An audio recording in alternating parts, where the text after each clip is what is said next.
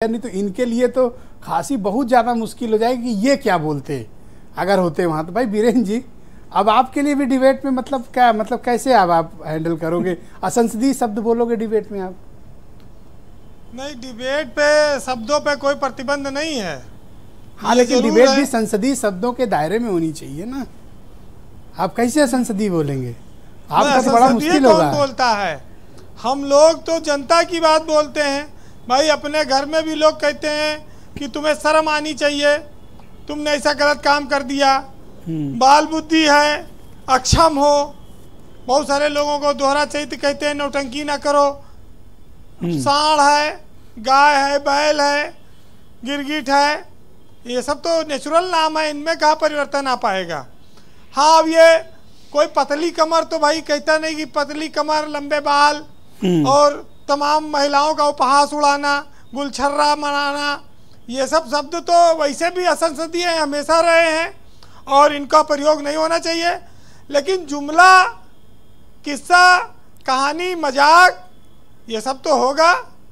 अब जुमलेबाजी से प्रतिबंधित हो जाए मामला। लोग अमूमन कह देते हैं कि जब कोई तीसरा सामने नहीं तो अपना चेला है, चेला चापड़ है अपने। अब ये भी सब प्रतिबंधित हो जाएगा। एक शब्द छूट गया ब्रजेश जी, पप्पू शब्द को प्रतिबंधित करना चाहिए था, वो शायद भूल गए करना। ये 60 पेज की जो बुकलेट आई है उसमें पप्पू शब्द छूट गया है, क्योंकि शायद पप्पू बीजेपी वाले बोलते हैं इसलिए छोड़ दिए होंगे, अपने लिए बचा के रखे होंगे, ये भी हो सकता है। दूसरा ये है कि जब आप लोकतंत्र में बैठे हैं, अभिव्यक्ति की आज़ादी की बात करते हैं, पूरी दुनिया की श्रेष्ठ प्रणाली इसे कहा जाता है, और वहाँ पर अगर इस तरह के प्रतिबंधों को सिर्फ इसलिए कि साहब भीड़ तंत्र है, लोकतंत्र को भीड़ तंत्र खराब कर दे रहा है, इस पर कंट्रोल होना चाहिए, देश के सर्वोच्च सदन में है, तो बारी सबकी आएगी, हर आदमी अपनी अपनी बारी में बोलता है। अब राजनेताओं को वैसे भी बहुत सारी चीज़ों पर छूट मिली हुई है और राजनेताओं की बातों पर लोग बहुत भरोसा भी कम करते हैं। राजनीति पर तो भरोसा है इस देश की जनता को, लेकिन भ्रष्ट, अपराधी, लोभी, इस तरह के नेताओं पर भरोसा कभी नहीं रहा जनता को।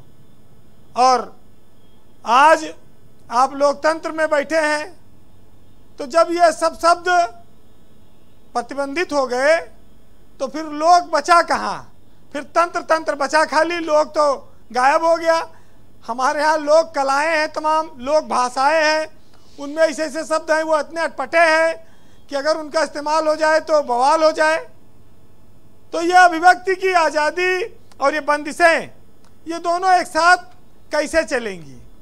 क्योंकि कॉन्स्टिट्यूशन हमको राइट देता है अभिव्यक्ति की आज़ादी की, और हमारे जनप्रतिनिधि जो पूरे देश से चुने गए, पूरे देश से अलग अलग हिस्सों के मुद्दे उठाते हैं, उनकी भाषा पर, उनकी भाषण पर प्रतिबंध, उनकी शब्दावलियों पर प्रतिबंध रहेगा। ये बात सही है कि संसद में गरिमा रहनी चाहिए, सर्वोच्च सदन है, लेकिन ये बातें बहुत सारी ऐसी आ गई जिन पर मजा भी लोग ले रहे हैं, उपहास भी कर रहे हैं। एक बात और छूट गई कि झूठ बोलकर जो नेता वोट लेकर संसद में जाता है उसको भी बोलने का मौका ना दिया जाए, क्योंकि उसने अपना वादा पूरा नहीं किया है। इस पर भी कुछ बात आनी चाहिए थी।